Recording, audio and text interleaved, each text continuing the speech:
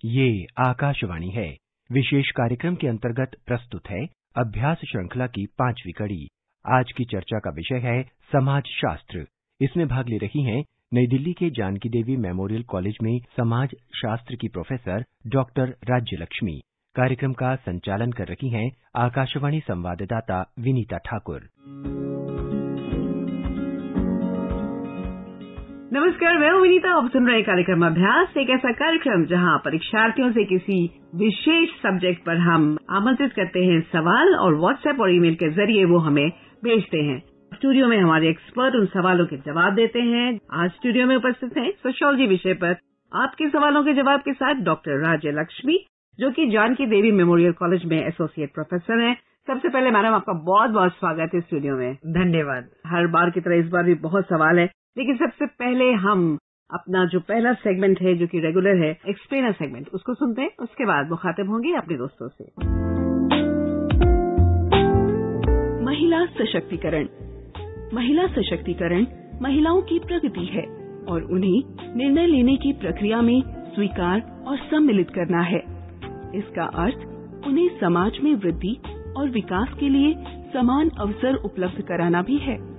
स्त्री पुरुष के बीच भेदभाव को अस्वीकार करना भी महिला सशक्तिकरण ही है। भारत महिलाओं के विकास से महिलाओं के नेतृत्व में विकास की तरफ बढ़ रहा है। इस दृष्टिकोण में पुनः महिलाओं की परिकल्पना विकास के परिणामों का लाभ उठाने वाली के बजाय भारत की प्रगति और विकास की वास्तविक के रूप में की गई है। लेकिन भारत में महिला सशक्तिकरण का लक्ष्य प्राप्त करने के लिए अब भी अनेक चुनौती विद्यमान है। 2020-21 की आर्थिक समीक्षा के अनुसार महिलाओं और पुरुषों के बीच साक्षरता का अंतर गंभीर है। देश में 82% वयस्क पुरुष शिक्षित हैं, जबकि केवल 65% वयस्क महिलाएं ही शिक्षित हैं। उच्चतर शिक्षा और पेशेवर प्रशिक्षण में स्त्री और पुरुष के बीच भेदभाव विस्मित करने वाला है, जिससे रोजगार में महिलाओं की स्थिति बहुत प्रभावित होती है। 2018-19 में 80% पुरुषों की तुलना में महिलाओं की श्रम शक्ति भागीदारी दर केवल 26% थी। निम्न महिला श्रम शक्ति भागीदारी दर के कारण घरेलू कार्यों और घरेलू सदस्यों के लिए बिना वेतन की देखभाल सेवाओं में महिलाओं की भागीदारी उच्च होती है।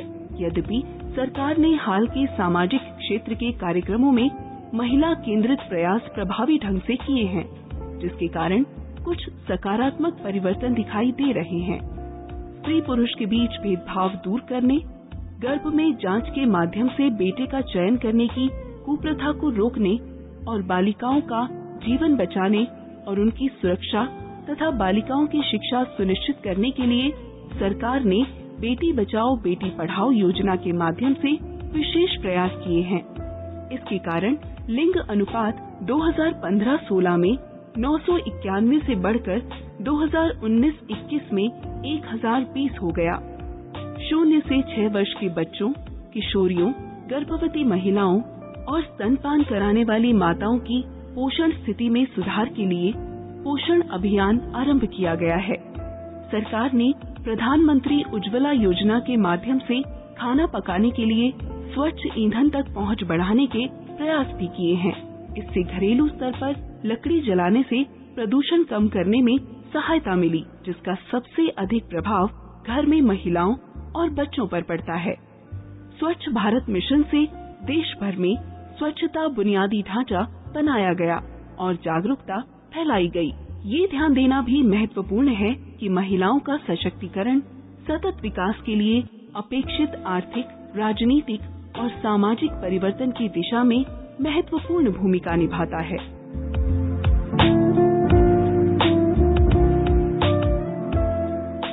पहला सवाल इस सेगमेंट को सुनने के बाद तो मेरे जहन में ये आता है, भारतीय महिलाओं में तो शक्ति बहुत है, फिर भी निरंतर चैलेंजेस उनको फेस करने होते हैं। खासकर अगर हम बात करें निम्न सामाजिक वर्गों की, तो ये सब क्यों होता है और क्या क्या चैलेंजेस हैं? सबसे पहले तो जैसे आपने कहा कि भारत काफी वर्गों में बटा हुआ है और हर एक वर्ग की अपनी अपनी समस्याएं हैं, लेकिन जो लो क्लास के हैं उनकी तो डबल समस्या। एक तो पॉवर्टी से जूझना पड़ता है, उससे क्या होता है कि एक जनरल सोसाइटी में भी वो पॉवर्टी से जूझते हैं और फिर घरों में भी। तो इस वजह से डोमेस्टिक वायलेंस भी बहुत ज्यादा होता है। This is mainly because of, आप देखिएगा कि पॉवर्टी, अनएम्प्लॉयमेंट, हाउसिंग प्रॉब्लम, जो अर्बन प्रॉब्लम्स होती है, जो फ्रस्ट्रेशन होती है, वो सब बहुत ज्यादा है। तो इस वजह से क्या होता है, और स्पेशली हमारा जो पुरुष समाज है, दैट इज पेट्रियार्कल सोसाइटी है, उसमें और भी ज्यादा प्रॉब्लम हो जाती है, क्योंकि हम क्या करते हैं, औरत को हमेशा जो घर के कामों में भी करते, तो यहाँ पे क्या होता है कि इस वर्ग को बाहर भी काम करना पड़ता है और घर में भी काम करना पड़ता है। तो there is a double burden problem, इसीलिए ऐसा हो जाता है। हाँ जी। तो चलिए अब सिलसिला शुरू करते हैं सवालों का। पहला सवाल है, मैं रोमा हंस पंजाब से। मेरा सवाल ये है कि समाज शास्त्र से कैसे संपर्क करें और सीखते समय दिमाग में क्या होना चाहिए और आप इसे कैसे देखते हैं? अक्सर जब हम समाज शास्त्र की बात करते हैं, सबसे पहले सबके जहन में ये आता है कि समाज क्या है, समाज को क्या पढ़ सकते हैं आप। क्योंकि आज भी जब भी मैं किसी से मिलती हूँ, सबसे पहले पूछते हैं आप क्या पढ़ाते हो, मैं कहती हूँ समाज शास्त्र। तो कहते हैं समाज शास्त्र में पढ़ते क्या है, मैं कहती हूँ समाज को पढ़ते। कहते समाज को क्या पढ़ना है, समाज में क्या पढ़ने के लिए। अच्छा। तो मैं उनसे ये कहती हूँ कि समाज के पढ़ने के अलग अलग वो होते, अप्रोचेज होती हैं, और सोशियोलॉजी एक बहुत ही साइंटिफिक और सिस्टमैटिक स्टडी है सोसाइटी की, जिसमें कि ये बताया जाता है किस प्रकार से एक व्यक्ति समाज में जुड़ता है और किस प्रकार से समाज एक व्यक्ति को अपने से जोड़ता है। जैसे हम कहते हैं कि पहले कौन आया था, मुर्गी या अंडा, उसी प्रकार से आज तक कोई ये नहीं समझ पाया पहले व्यक्ति आया या समाज आया। लेकिन हम ये समझते हैं कि व्यक्ति और समाज दोनों एक साथ आए और उसी के नजरिए से हम उसको पढ़ते हैं। That is very important. इसी से सिमिलर मिलता जुलता हमारा दूसरा सवाल भी है जो उदय प्रताप सिंह ने भेजा है। ये सवाल है, संस्कृति और सभ्यता में क्या अंतर है? देखिए, संस्कृति हो गया वे ऑफ लाइफ, यानी कि आपका रहना, पहना, खाना, ये सब आपकी संस्कृति हुई, जो कि पीढ़ी दर पीढ़ी चलती आ रही है। एक कल्चर हो जाए जिसमें कि जनरेशन यानी हर एक उसमें आप समझते हैं और खेलते। सिविलाइजेशन होती है रिफाइंड यानी लर्नेड। जैसे संस्कृति हुई एकदम प्रिमिटिव यानी कि बिल्कुल बेसिक हुई, और सिविलाइजेशन हुआ उसका रिफॉर्म यानी कि उसका बढ़ावा, जिस तरह से हम सीखते हैं। जैसे हमने बोला कि मैं चल रही हूँ, लेकिन किस तरह से चल रहे हैं, कैसे चल रहे हैं, किस तरह से रूल्स को फॉलो करना है, वो आपका सिविलाइजेशन होगी। तो कल्चर और सिविलाइजेशन में यही अंतर है। और अगला सवाल है हरियाणा से, जो पुनीत भारद्वाज ने हमें पूछा है। मैं पुनीत भारद्वाज, मैं हरियाणा के झज्जर से बोल रहा हूं, और मेरा सवाल है, विशिष्ट क्षेत्रों के उदाहरण देते हुए प्रमुख जाति और वोट बैंक की अवधारणाओं की व्यवस्था करें। देखिए, ये जो डोमिनेंट कास्ट का जो कॉन्सेप्ट है, जिसमें जो सवाल में है, वो एम.एन. श्रीनिवास एक बहुत ही इम्पोर्टेंट सोशियोलॉजिस्ट हैं, समाजशास्त्र वैज्ञानिक है। उन्होंने ये वर्ड को कॉइन किया, जिसमें ये कहते हैं कि डोमिनेंट कास्ट यानी कि क्योंकि भारत में सबकी पहचान उसकी जाति से होती है, कि हमारे समाज में स्ट्रैटिफिकेशन सिस्टम में सबसे मुख्य है जाति प्रथा, और इसी से व्यक्ति अपनी पहचान डालता है। तो एम.एन. श्रीनिवास ने ये कहा था, अगर हम पूरे इंडिया में देखते हैं तो हर एक जगह पे हर एक की डोमिनेंस अलग है। कुछ इकोनॉमिक डोमिनेंस हो सकती है, यानी कि आर्थिक परिस्थितियों की वजह से, सामाजिक या राजनीतिक या संख्या के तौर पे। तो ये जो संख्या का है, ये वोट बैंक में बहुत इंपॉर्टेंट रोल प्ले करता है। वो भी एक स्ट्रेंथ, बहुत स्ट्रेंथ है, बिकॉज न्यूमेरिकल स्ट्रेंथ जो है कि आपकी जो संख्या है वो बहुत इंपॉर्टेंट है। क्योंकि हमारे जो इंडिया में डेमोक्रेटिक सेटअप है, वो वोट करते हैं, हम लोग अपना नेता चुनते हैं। तो क्या होता है कि जो जिस जाति का है उस जाति से ही आप उसको ही खड़ा करते हैं। सो दैट क्या होता है कि एक एफिलिएशन बढ़ता है। लोगों का ये मानना और कहना है कि हर एक क्षेत्र में जो जाति का है, उस जाति के उसके बारे में ज्यादा समझ सकता है, तो वो जुड़ के एक साथ होके, संगठित होके उस क्षेत्र का विकास कर सकते हैं। तो ये एक कॉन्सेप्ट है जो इंडिया में बहुत पॉपुलर है, स्पेशली इलेक्शंस के टाइम पे बहुत पॉपुलर होता है। संख्या बहुत ही इंपॉर्टेंट होती है उसी की वजह से, बिकॉज वोटिंग, इलेक्शंस, इसमें संख्या का बहुत ही महत्व होता है। दोस्तों, आप भी चाहें तो इस कार्यक्रम का हिस्सा बन सकते हैं। बस आपको अपने सवाल हमें ऑडियो फॉर्म में ईमेल करने हैं या फिर व्हाट्सएप कर सकते हैं। हमारा नंबर है 9289094044, या फिर आप हमें abhyas.airnews@gmail.com पर मेल भी कर सकते हैं। हमारी जिंदगी में तमाम उतार चढ़ाव आते हैं, मैम आप इस बात को एग्री करेंगी, और खासकर ये जो एग्जामिनेशन के दौरान जो एक टेंशन होता है, तो इसको रिलीव करने के लिए अपने लाइफ को और स्मूथ बनाने के लिए एक बहुत ही प्यारा सा गाना हमने सेलेक्ट किया है, अपने लिसनर्स को सुनाते हैं।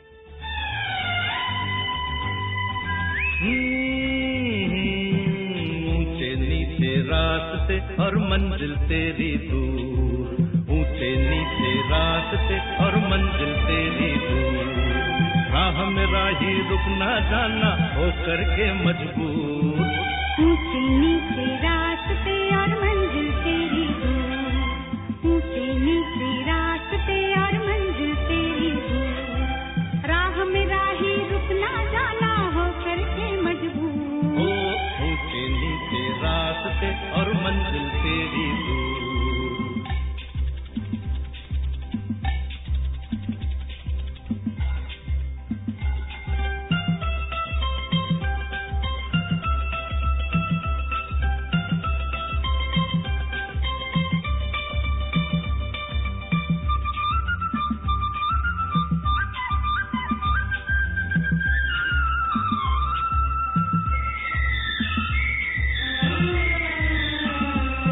हमारी जिंदगी एक लंबा सफर ही तो है, चलते हैं जिस पे हम अनजानी डगर ही तो है। देख संभलना बच के निकलना, जो नहीं चलते देख के आगे ठोकर से है चूर। ऊंचे नीचे रास्ते और मंजिल तेरी दूर, ऊंचे नीचे रास्ते और मंजिल तेरी दूर, राह में राही रुकना जाना हो करके मजबूर। ऊंचे नीचे रास्ते और मंजिल तेरी दूर।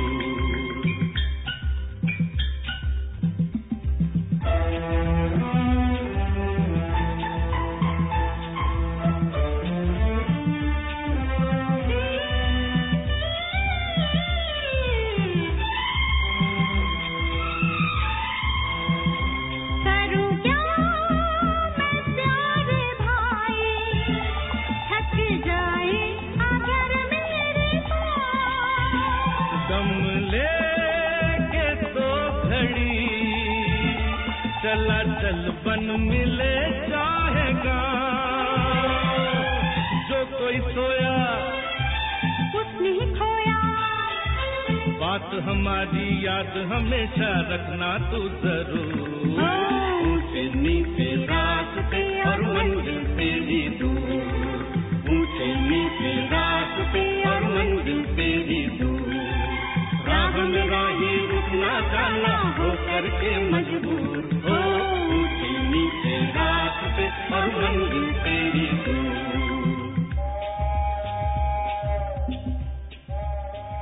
वेलकम बैक फ्रेंड्स, बातें चल रही है कार्यक्रम अभ्यास में। हमारी आज की एक्सपर्ट डॉक्टर राज्य लक्ष्मी बैठी हैं और उन्होंने बहुत सारे सवालों के जवाब दिए हैं हमारे श्रोताओं के। हम सिलसिला शुरू करते हैं सवालों का।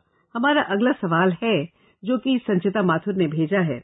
भारत में आदिवासियों के एकीकरण और स्वायत्तता पर विभिन्न विचारों का विश्लेषण करें।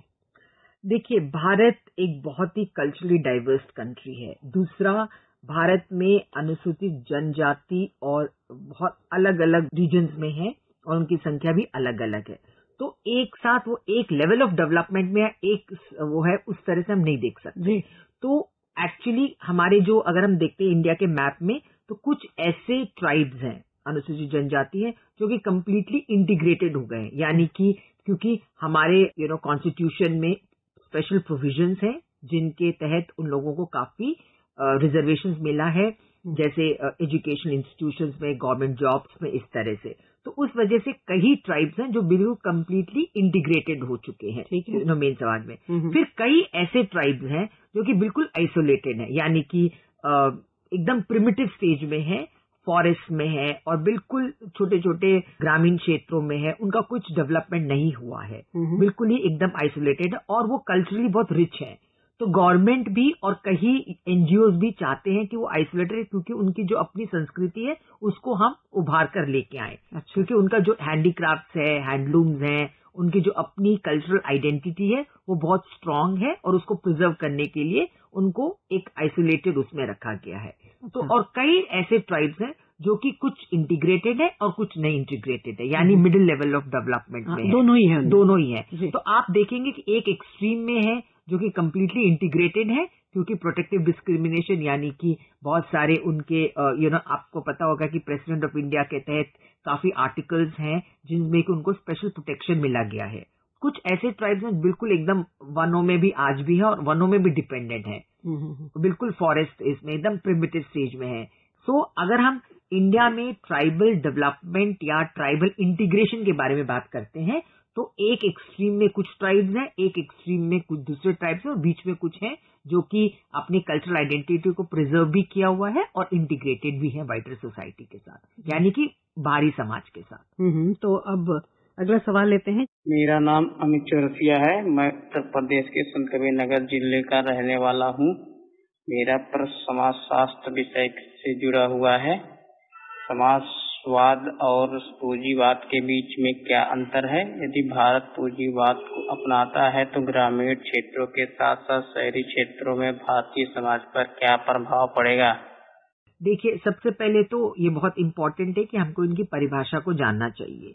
जैसे कि कैपिटलिज्म यानी पूंजीवादी, तो इसका क्या मतलब है? क्या इसका मतलब ये है कि वो समाज जिसमें कि पैसे ही सबसे इम्पोर्टेंट है, प्रॉफिट मोटिव सबसे ज्यादा इम्पोर्टेंट है, जहां पे आपको ये देखा जाता है वही उसी चीज के उत्पादन होते हैं जिसमें कि प्रॉफिट आप लेके आ सकते हैं, यानी मार्केट, हर चीज को बेचा और खरीदा जा सकता है, जिसमें कि कार्ल मार्क्स का बहुत इंपॉर्टेंट थियोरी है और कैपिटलिज्म में जिन्होंने कैपिटलिज्म को बहुत ही अच्छी तरह से एक्सप्लेन किया है, जो कि कहा गया है कि कैपिटलिज्म में दो वर्ग होते हैं, एक जो आपको जॉब देता है और एक जो आपके लिए जॉब करता है, यानी कि दो जिनके पास साधन उत्पादन के होते हैं, जैसे ओनर्स होते हैं और जो होते हैं नॉन ओनर्स जिनके पास साधन नहीं होते हैं। बस दो ही प्रकार के वर्ग होते हैं और ये दो वर्गों के संघर्ष में ही समाज चलता है। और मार्केट बहुत ही इंपॉर्टेंट है। जैसे कि उदाहरण के वेरी लाइट एग्जांपल मैं आपको दूं तो वॉशिंग मशीन, जैसे अगर वॉशिंग मशीन की अगर हमें जरूरत है तो क्या होता है, उसकी बहुत ही उत्पादन हो जाते हैं। जैसे ही कि सबके पास वॉशिंग मशीन आ जाती है तो उसकी प्रोडक्शन बंद हो जाती है क्योंकि डिमांड कम हो जाती है। फिर क्या होता है, अगर उसको आपको प्रॉफिट करना हो तो आप वॉशिंग मशीन में और नई टेक्नोलॉजी को इंट्रोड्यूस कीजिए। तो इस तरह से मार्केट डोमिनेट करता है और जहां जरूरत होती है उसी प्रकार से उत्पादन भी होता है कैपिटलिज्म में। और दूसरा सोशलिज्म हो गया वेलफेयर, यानी कि समाज की उन्नति के लिए जिसकी जितनी जरूरत है उतना ही उसको मिलना चाहिए। पूंजीवादी में क्या होता है, जिसके पास ज्यादा है उसके पास ज्यादा है, वो कर सकता है और वो अपने वर्ग को आगे लेके जा सकता है, अपनी परिस्थिति को आगे लेके जा सकता है अपनी अपनी क्षमता के अनुसार। सोशलिज्म है जो वेलफेयर कॉन्सेप्ट होता है, यानी कि एक स्टेट होता है जो देखता है कि किसकी क्या जरूरत है, उस प्रकार से उसको फुलफिल करा जाता है, उसको दिया जाता है। भारत में शुरू से मिक्स्ड इकोनॉमी, यानी कि कुछ सेक्टर्स जो है वो कैपिटलिस्ट है और कुछ सेक्टर्स हैं जो सोशलिस्ट है। जैसे कि बहुत सारे गवर्नमेंट इंस्टीट्यूशंस आपका जैसे पोस्टल हो गया, जैसे आपका मीडिया हो गया, वो ज्यादातर बहुत सालों तक स्टेट में कोई वेलफेयर उसमें है। जैसे एजुकेशन हुआ वेलफेयर, यानी स्टेट उस पर खर्चा करता है। और कई है जैसे कि वो प्राइवेट हो गए, जैसे मॉल्स हो गए, आपके शॉप कॉम्प्लेक्सेस हो गए, या वो सब हो गया, वो आपका कैपिटलिज्म में आ गया। जी, फिलहाल कुछ सवाल हमारे पास और भी बचे हैं, लेकिन हम सुन लेते हैं फैक्ट फाइल, उसके बाद फिर मुखातिब होंगे, फिर बातें होंगी। आइए इस सेगमेंट को सुनें। अमेरिका के बाद संयुक्त अरब अमारात और चीन भारत के शीर्ष निर्यात स्थल हैं। चीन, संयुक्त अरब अमारात और अमेरिका भारत के लिए सबसे बड़े आयात स्रोत हैं। नवंबर 2021 के अंत तक भारत विश्व में चौथा सबसे बड़ा विदेशी मुद्रा भंडार था। चीन, जापान और स्विट्जरलैंड के बाद भारत का स्थान था। प्रधानमंत्री आवास योजना महिला सदस्य या संयुक्त नाम पर मकानों के स्वामित्व उपलब्ध कराने के माध्यम से महिला सशक्तिकरण को प्रोत्साहन देती है। वैश्विक आवासन प्रौद्योगिकी चुनौती भारत का उद्देश्य आवास निर्माण क्षेत्र के लिए टिकाऊ, पर्यावरण अनुकूल और आपदा सहनशील मकानों के लिए दुनिया भर से नूतन निर्माण प्रौद्योगिकियों की पहचान कराना और उन्हें एक मंच पर उपलब्ध कराना है। सेमिकॉन इंडिया कार्यक्रम के अंतर्गत हमारे देश में सेमीकंडक्टर के विकास और विनिर्माण पारिस्थितिकी तंत्र के प्रदर्शन के लिए कुल 76 करोड़ रुपए का प्रावधान किया गया है। चीन विश्व में सेमीकंडक्टर का सबसे बड़ा निर्यातक है। प्रलय भारत की स्वदेश विकसित सतह से सतह पर 150 से 500 किलोमीटर तक मार करने वाली नई पीढ़ी का प्रक्षेपास्त्र है। महाराष्ट्र के रत्नागिरी, सिंधुदुर्ग, पालघर, ठाणे और रायगढ़ जिलों का GI के रूप में पंजीकृत कराया गया है। वेलकम बैक फ्रेंड्स, बातें हो रही है कार्यक्रम अभ्यास में। अभी हमने फैक्ट फाइल सुना, इसके बाद ये अगला सवाल जो है इसे सुचिता रावत उत्तराखंड से पूछती हैं और साथ ही गौरव मोरेगांव असम से भी पूछते हैं। मैं सुचिता रावत उत्तराखंड से बोल रही हूँ। क्या आपको लगता है कि नरवंश विज्ञान विश्वसनीय और वैध डाटा प्राप्त करने में हमारी मदद करता है? सोशियोलॉजी जो है वो हम व्यक्तियों को पढ़ते हैं जी, ठीक है, व्यक्तियों को समझते हैं। समाजशास्त्र में हर एक व्यक्ति की सोच विचार अलग अलग होती है, उनकी जो प्रेजेंटेशन होती है, जो वो बोलते हैं, जिस प्रकार से उसका रिएक्शन करते हैं वो अलग अलग होता है। लेकिन फिर भी हम व्यक्तियों को जो भी पढ़ते हैं, फिर भी हम ये कहते हैं कि सोशियोलॉजी में, समाजशास्त्र में सोसाइटी को बहुत ही साइंटिफिक और सिस्टमैटिक तरह से हम पढ़ सकते हैं। तो इस वजह से कई मेथड्स को डिवाइस किया, कई मेथड्स को इंट्रोड्यूस किया। उसमें एथनोमेट्रोलॉजी भी एक बहुत इंपॉर्टेंट मेथड है, जिसमें ये कहा जाता है कि अगर आप किसी कॉन्टेक्स्ट को लेके, उस कॉन्टेक्स्ट में किस प्रकार से अनेक व्यक्ति उसमें जुड़े हुए हैं, तो वो काफी फायदा होता है। यानी मेथड्स, यानी कि कुछ सिंबल्स ले लिए आपने, कुछ जिस तरह से, जैसे फॉर एग्जांपल आप देख लीजिएगा, अगर आपको क्रिमिनल्स को पढ़ना है तो आप जेल में जाएंगे, फिर वहां पे आप उसको स्टडी करेंगे। लेकिन अगर आप बाहर पे जाते हैं तो फिर बड़ा मुश्किल हो जाता है क्रिमिनल्स को बाहर पढ़ने में, क्योंकि क्राइम जो होता है वो आपके लिए सही हो, मेरे लिए गलत भी हो सकता है। कोई भी एक क्राइम हो वो भी बड़ा रिलेटिव होता है, क्योंकि किसी के लिए सही होता है, किसी के लिए गलत होता है। लेकिन अगर हम ये किसी कॉन्टेक्स्ट में पढ़े, जैसे फॉर एग्जांपल अगर हम ये कहना चाहेंगे कि आज मार्केट की क्या परिस्थितियां हैं, किस प्रकार से मार्केट में लोग किस प्रोडक्ट को ज्यादा इस्तेमाल करते हैं, वो पढ़ना चाहें, तो हम एक पर्टिकुलर मार्केट में जाएंगे और वही रिसर्च करेंगे, उसी कॉन्टेक्स्ट में रिसर्च करेंगे, उसी सिचुएशन में रिसर्च करेंगे, क्योंकि ये एक मेथड है रिसर्च करने का। तो आपका ये सवाल था, क्या ये एक इम्पॉर्टेंट मेथड है? हाँ, सोशियोलॉजी में एक बहुत ही इम्पॉर्टेंट मेथड है, क्योंकि आप क्या करते हैं, कई सिंबल्स को लेते हैं और उस सिंबल्स के मेटाफर को लेके सिंबल्स को यूज करते हुए भी पढ़ते हैं। और अब दोस्तों हम आपको जानकारी दे दें आने वाले कुछ एग्जाम्स की। RBI असिस्टेंट मेंस ऑनलाइन परीक्षा 8 मई 2022 को होनी है। कर्मचारी चयन आयोग की मल्टीटास्किंग स्टाफ परीक्षा 2020 का प्रश्न पत्र द्वितीय 8 मई 2022 को होगा और SSC संयुक्त उच्चतर माध्यमिक स्तरीय परीक्षा Tier 1 परीक्षा 2 मई से 10 जून तक होगी। अब बस 1-2 सवाल और बच गए और ये सवाल है कटिहार से और इसको पूछ रही है मैत्री मिश्रा। मेरा प्रश्न समान नागरिक संहिता की दिशा में भारत के कुछ हालिया राज्यों की सरकारों द्वारा हाल के घटनाक्रमों के संबंध में है। मेरा प्रश्न यह है कि क्या यह भारत जैसे समाज के लिए संभव है? आज के दौर पे सोशल मीडिया बहुत ही पावरफुल है और हर एक यंग पर्सन, मैं कॉलेज में पढ़ाती हूँ, जब मैं अपने स्टूडेंट से पूछती हूँ कि आप लोग कितने घंटे अपने फोन को अपने से अलग रखते हैं, घंटे से वो लोग सब हंसने लग गए। फिर मैंने उनसे पूछा कितने मिनट, तो फिर कुछ लोगों ने बोला मैम सोते समय, और कुछ लोगों ने बोला मैम नहाने और खाते समय, थोड़ा बहुत हम उसको अलग रखते हैं। तो ये हो गया आपका इन्फ्लुएंस ऑन यंग पीपल। अब ये क्या होता है कि आज एक साइकोलॉजी हो गई। मैं आपका एक सिंपल एग्जांपल देती हूँ कि सोशल मीडिया का क्या इम्पैक्ट है। जैसे मेरे पास फोन है, उसमें मैंने अपना एक फेसबुक में अपने फ्रेंड्स रखे, ठीक है, मैं देख रही हूँ अपने फेसबुक में, एक ने मेरे फेसबुक में डाला कि मैं शॉपिंग कर रही हूँ, मैं देख रही हूँ वाह भाई वाह मेरी फ्रेंड शॉपिंग कर रही है। फिर दूसरा होता है वो ये लिख के देता है कि वो सिनेमा देख रहा है, तो मैं कहती वाह भाई वाह मेरी फ्रेंड सिनेमा देख रही है। फिर तीसरा फ्रेंड बोलता है कि मैं हॉलीडे के लिए गया हूँ, मेरी फ्रेंड कपड़े भी खरीद रहे हैं, मेरे फ्रेंड्स इधर सिनेमा भी देख रहे हैं, मेरे फ्रेंड्स शॉपिंग भी कर रहे हैं, मैं कुछ नहीं कर पा रही। लेकिन हम ये भूल जाते हैं कि एक्चुअली क्या होता है कि हो सकता है वो 1 साल में पहली बार शॉपिंग के लिए गई हो सकता है कि वो 5 साल में पहली बार अपने फैमिली के साथ हॉलिडे पे गए, लेकिन हम वो नहीं समझते। बिकॉज इंस्टेंट जो होता है उस समय जो ग्रेटिफिकेशन होता है कि एक समय में आपको कितने सारे हो जाते हैं, इस वजह से स्ट्रेस लेवल्स भी बहुत हाई हो जाती हैं। तो आज के मैं ये नहीं कह रही सारे नेगेटिव है, पॉजिटिव भी बहुत है, आप बहुत सीखते हैं। मैं बता रही हूँ पिछले 25 सालों से मैं पढ़ा रही हूँ। आज मुझे कॉलेज में एंटर करते समय न्यूज़पेपर और सब चीजें पढ़ के जाना पड़ता है, क्योंकि हमारे स्टूडेंट्स पहले पढ़ के आए होते हैं और पता नहीं चलता कौन क्या किस सब को सवाल करेगा।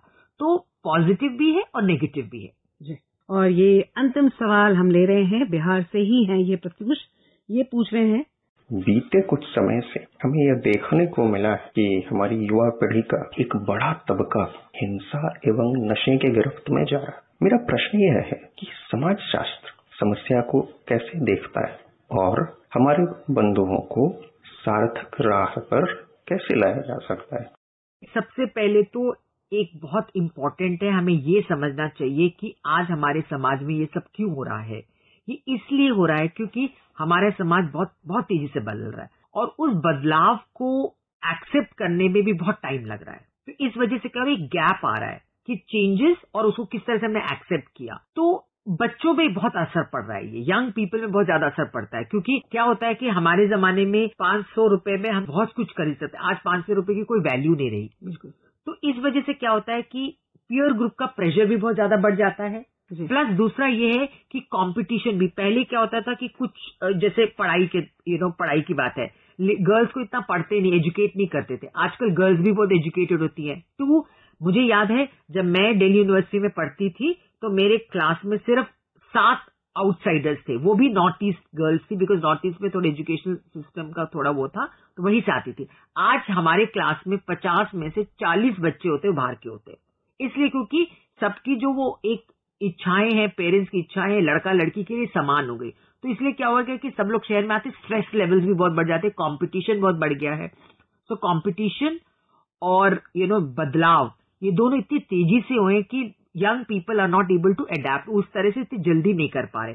तो इस वजह से हमारे सोसाइटी में स्ट्रेस लेवल्स बढ़ गई हैं। अब इसको सोशियोलॉजिकल सॉल्यूशंस ये है कि जो इंस्टीट्यूशंस हैं, जैसे फैमिली इंस्टीट्यूशन है, एजुकेशनल इंस्टीट्यूशंस में, इसमें हमें बहुत जरूरी है कि वर्कशॉप करें, अवेयरनेस करें और कोशिश करें कि बहुत ज्यादा एक दूसरे से मिल के रहें। क्योंकि क्या हो गया कि सोशल मीडिया, जो पहला सवाल आपका था, सोशल मीडिया के इम्पैक्ट से क्या हो गया कि आज मैं अगर मुझे कोई फ्रेंड नहीं है तो भी खुश हूं, मेरे 100 फ्रेंड्स हैं मीडिया में जी।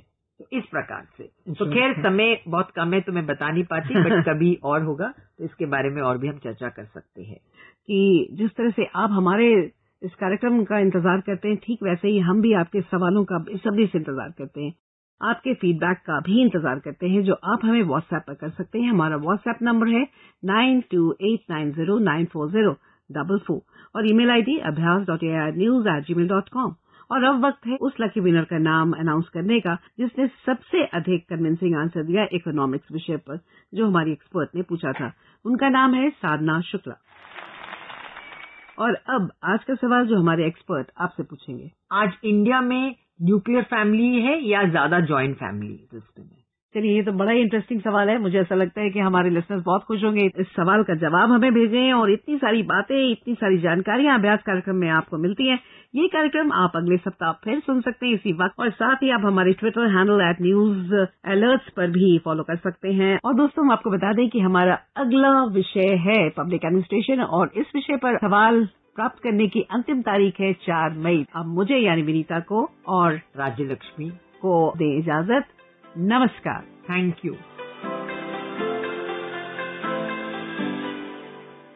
विशेष कार्यक्रम के अंतर्गत अभी आप सुन रहे थे अभ्यास श्रृंखला की 5वीं कड़ी। आज की चर्चा का विषय था समाज शास्त्र। इसमें भाग ले रही थी नई दिल्ली के जानकी देवी मेमोरियल कॉलेज में समाज शास्त्र की प्रोफेसर डॉक्टर राज्य लक्ष्मी। कार्यक्रम का संचालन कर रही थी आकाशवाणी संवाददाता विनीता ठाकुर। ये कार्यक्रम आकाशवाणी के समाचार सेवा प्रभाग द्वारा प्रस्तुत किया गया। इसे आप हमारे mobile app news on AIR और YouTube channel news on AIR official पर भी सुन सकते हैं।